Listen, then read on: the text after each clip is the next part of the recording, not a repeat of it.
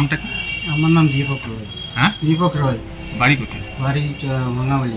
কোথায় কাজ করতে? আমি কেরলে কল্যাণ ডিস্ট্রিক্টে কাজ করতাম। এই যে একটা তো ঝামেলার জন্য তোমাকে জেলবন্দি হতে হয়েছিল, তো কীভাবে দাদারা সাহায্য করলো, তারপর তুমি মুক্ত হয়েছে, কতটা কি বলবা এদের বিষয়ে, কি বলবে? আমি কি বলবো, আমি তো কারোর সাথে যোগাযোগ করতে পারি না। এই বাড়ির থেকে আমাদের কোনো যোগাযোগ ছিল না বাড়ি থেকে। তারপর আমার খোঁজ না পেয়ে আমার মা দাদাদের এসে হাতে পায়ে ধরে আমাকে যোগাযোগ করে বার করার চেষ্টা করে। আজকে এই দাদারা বের করতে পেরেছে। এই দাদার জন্যই আজকে আমি বের হতে পারছি। তাই আমাকে দাদার জন্য আমি কি বলবো, আমার মনে অনেক দুঃখ, বলতে গেলে আমার অনেক খারাপ লাগে। এরাই তো আপনাকে মুক্ত করলো। এই দাদার জন্য আজকে আমি ফিরে আসছি। অনেক কষ্টে ছিলাম এখানে, বলতে পারি না। এখন এখন কি করবেন আপনি? জলপাইগুড়িতে তো বাড়ি আপনার। এখন আমি এদিকে আসছি, এখন মার কাছে থাকবো, এদিকে কাজ টাজ করবো করে যেভাবে হোক। মা অনেক কষ্টে কাঁদছিল।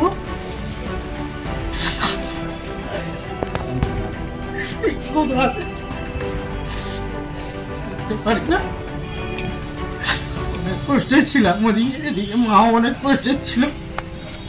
মানে মূলত ইনাদের জন্যই তো আজকে এই দাদাদের জন্য আজকে আমি মাকে দেখতে পারছি, মাদের কাছে আসতে পারছি। এটাই আমি দাদাদের কাছে সারা জীবন কৃতজ্ঞতা থাকবো। রাজ্যের লক্ষ লক্ষ পরিযায়ী শ্রমিক নিজের রাজ্যে কাজ না পেয়ে অন্য রাজ্যে গিয়ে কাজ করতে বাধ্য হচ্ছে, যার ফলে তারা বিভিন্ন রকম সমস্যার সম্মুখীন হচ্ছে। ও দীপক রায় 2020 সালের শেষের দিকে ও একটা ঘটনা, যারা কলিগ ছিল তাদের সঙ্গে একটা মারপিটের ঘটনায় তাকে জেলে যেতে হয় 20 সাল থেকে। 2024 সালের এই এপ্রিল মাসের 8 তারিখে ও মুক্তি পায়, 9 তারিখে মুক্তি পায়। এবং এই যে সময়কালে ও জেলে থাকতে হয়েছে, এবং আমাদের এখানটায় আসার পরে আমাদের 2023 সালের মাঝামাঝি সময় পরিবার আমাদের সঙ্গে যোগাযোগ করে। তারপর থেকে আমরা আপ্রাণ চেষ্টা করি সেখানকার পার্টি, সেখানকার CI2 এবং আমাদের all India CI2 leader Sudip এবং আমাদের জেলা সম্পাদক জিয়াউল আলম সবার সহযোগিতা নিয়ে, ওখানকার উকিলদের সাহায্য নিয়ে ওকে আমরা সম্পূর্ণভাবে মুক্ত করে মার কাছে ফেরত দিতে পারি। ওর মা আমাদেরকে হাত ধরে কান্নাকাটি করে যে আমি মরার আগে যেন আমার ছেলেটার একটা মুখটা দেখে যেতে পারি।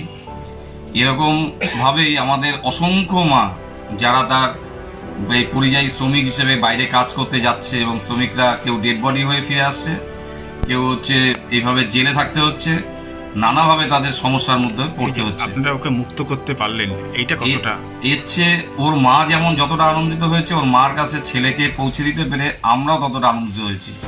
এবং যখন আমাকে দিল্লি থেকে, আমাকে কেরল থেকে ফোন আসে যে আজকে মুক্ত হবে, আমি সাথে সাথে খুব আনন্দের সঙ্গে, মানে এতটাই আনন্দ হয়েছিল যে আমি ওর দিদি, ওর বোন, যে আমার সঙ্গে কন্টিনিউ যোগাযোগ রাখতো, তাকে আমি সাথে সাথে ইনফর্ম করি। এবং তারা যাতে এই ঘটনাটা, কি আনন্দ ওর হচ্ছে, যেমন ওর মার যেমন হচ্ছে যে মাকে, একটা মা তার ছেলেকে হাতে পেয়ে তার যে আনন্দ, আমরা ততটুকুনি আনন্দিত হচ্ছি।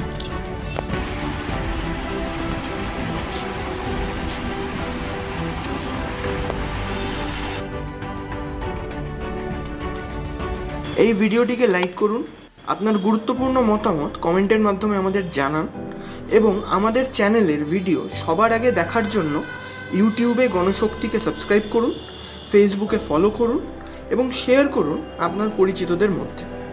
আমাদের চ্যানেলে আপলোড হওয়া ভিডিও নোটিফিকেশন পেতে বেল আইকনটি ক্লিক করতে ভুলবেন না।